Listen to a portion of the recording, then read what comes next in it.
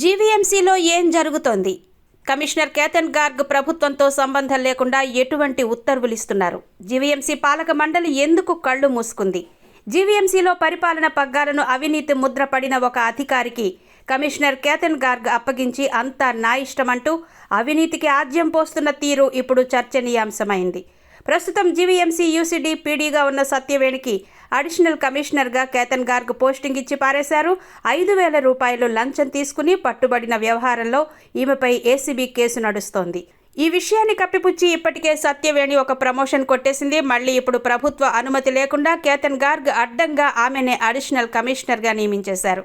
అంతటితో ఆగలేదు. ఈమెకు జీవీఎంసీలో అంతులేని అధికారాలు కట్టబెట్టారు. సాధారణ పరిపాలన అంతా సత్యవేణి చేతిలోనే పెట్టేశారు.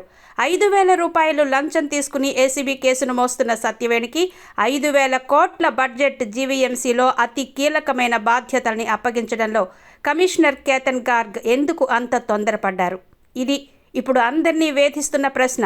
సత్యవేణిని అడిషనల్ కమిషనర్గా నియమించే అధికారం ప్రభుత్వానికి మాత్రమే ఉంది.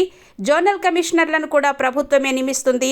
తాజాగా విజయనగరం మున్సిపల్ కమిషనర్ నల్లనయ్యను జీవీఎంసీ అడిషనల్ కమిషనర్గా ప్రభుత్వం నియమిస్తూ ఉత్తర్వులు జారీ చేసింది. అలాంటిది సత్యవేణికి ప్రభుత్వం నుంచి ఎటువంటి ఉత్తర్వులు లేకుండా కేతన్ గార్గ్ ఇచ్చిన నియామకం ఎలా చెల్లుతుంది? ఇంత జరుగుతున్న పాలకవర్గం ఏం చేస్తోంది? కనీసం ప్రతిపక్షంలో ఉన్న వైసీపీ, కమ్యూనిస్టు కార్పొరేటర్లు కూడా ఎందుకు మాట్లాడడం లేదు? ఈ వ్యవహారంపై సమగ్ర విచారణ చేయాలని పన్నులు చెల్లించే ప్రజలు కోరుకుంటున్నారు.